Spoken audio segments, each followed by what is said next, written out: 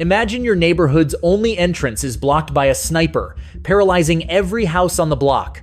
That is the Strait of Hormuz, the world's ultimate oil choke point. But right now, this isn't a what-if scenario.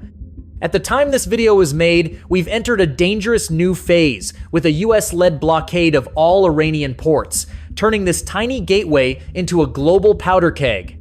One wrong move here, and gas prices could skyrocket before you even finish swiping your credit card, sending the global economy into a total tailspin. This chaos is exactly why the UAE once pitched a wild $200 billion plan to literally dig a massive canal straight through the desert just to bypass the mess. But this life-saving escape hatch has been gathering dust for nearly 2 decades, even as the world begs for a way out. Is it just a lack of funding, or is there something much more impossible hidden beneath the surface? Let's find out. Back in 2008, after proving they could dominate the sky with the Burj Khalifa, the UAE's next ambition was to dominate the Earth itself. We're not talking about another skyscraper. This was a $200 billion blueprint to fundamentally redraw the world's power lines. But why would other Gulf heavyweights like Saudi Arabia and Kuwait even consider supporting such an enormous project? Think of it this way. Right now, nearly all the region's wealth flows through a single, vulnerable needle eye. For these Gulf nations, relying on a single exit is a massive liability. They weren't just looking for a new trade route, they wanted absolute autonomy. The goal was a plan B that allowed them to move their resources to the open ocean without ever having to ask for anyone's permission. But here's the part nobody talks about: the sheer, earth-shattering scale of this project.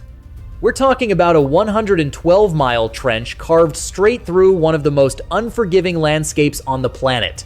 To put that in perspective, engineers estimated that completing this super canal would require moving over 15 billion cubic meters of earth and rock. That is enough material to build nearly 600 Great Pyramids of Giza. Construction was projected to take at least 10 to 15 years of non-stop, 24/7 labor, employing an army of over 50,000 workers. Some early, radical engineering studies even suggested that conventional digging wouldn't be enough. To stay on schedule, they might have to resort to nuclear civil engineering, using controlled underground explosions to blast through the primary obstacles. It was a project designed to last for centuries, a monument of steel and salt water that would dwarf any other man-made structure. But even with billions of dollars and a decade of planning, there was one thing the UAE couldn't build a blueprint for: the sheer defiance of nature itself. So, if this is the ultimate fix, why has it been sitting on a shelf for 17 years? Well, at first, it was just bad timing. Back during the early mega project boom, people basically thought they could just buy their way out of geography. But then, the 2009 financial crash happened, and the whole canal idea got buried before anyone even picked up a shovel. Fast forward to early 2026, and suddenly, everyone is talking about it again. You probably saw it when Newt Gingrich posted that joke on X about using thermonuclear bombs to just blast a trench through the mountains. That blew up, we got all those viral Trump Canal AI memes, but out in the real world, engineers had to remind everyone that physics has no sense of humor. You can't just Michael Bay your way through a mountain and expect cargo ships to sail through it. The first problem is just raw geometry. The Hajar Mountains are sitting right in the way, so you aren't just digging a ditch, you are forcing a 300,000-ton supertanker to go mountain climbing. You'd have to build a system of water locks so massive it's almost comical. Imagine building a water staircase just to lift the Titanic to the roof of a 70-story building, and then doing that over and over again, all day long. And to run a lock system like that, you need water. A single ship passing through would use enough water to supply a small country for a day. We are talking about the UAE here, one of the driest places on Earth. To keep this thing from just evaporating under the desert sun, you'd literally need a fleet of nuclear power plants running 24/7 just doing desalination. Then there's the rock itself. You aren't digging through dirt. The Hajar Range is made of ophiolite. It's this ancient oceanic crust that is effectively as hard as industrial steel. And worse, these mountains are still growing. Because of tectonic plates, they shift and rise every year. If you carve a permanent channel through that, you are risking massive landslides or even triggering earthquakes every time the Earth decides to stretch. Nobody wants to put a $200 billion canal on top of a moving mountain. Finally, let's pretend you actually pull this off. You beat the water, the rock, the physics. Congratulations, you've just built a 112-mile-long target. We all saw the Ever Given get stuck and completely paralyze the Suez Canal. Now put that in an active conflict zone. In the age of precision strikes, a single drone or one engine failure snaps the global energy spine instantly. So, if the canal is just a massive dead end, how exactly is the world surviving this 2026 blockade? So, if the giant canal is off the table, what's the actual game plan for this 2026 blockade?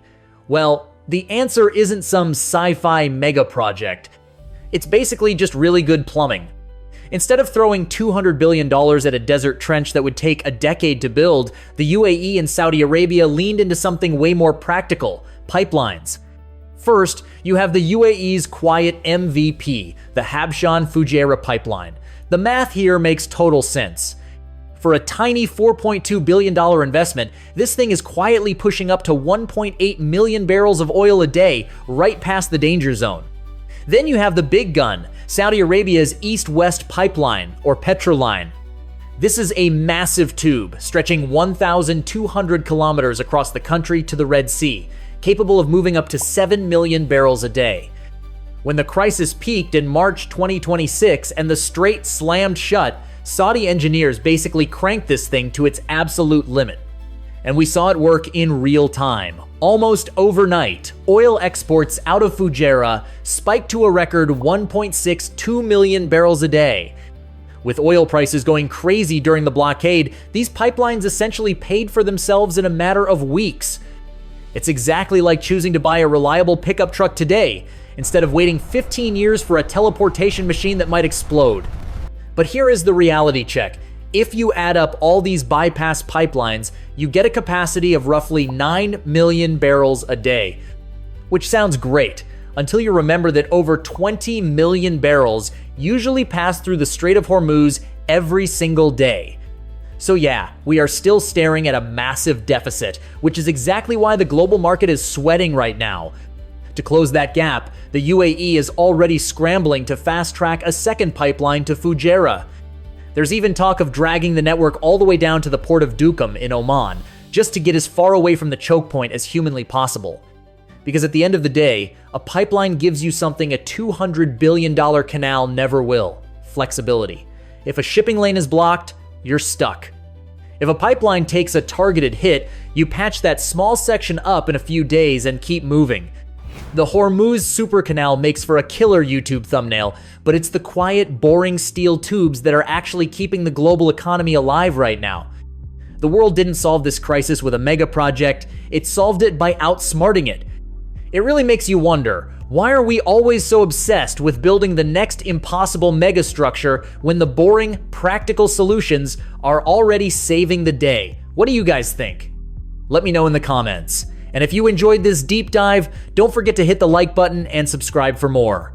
Thanks for watching. Simple but surprising.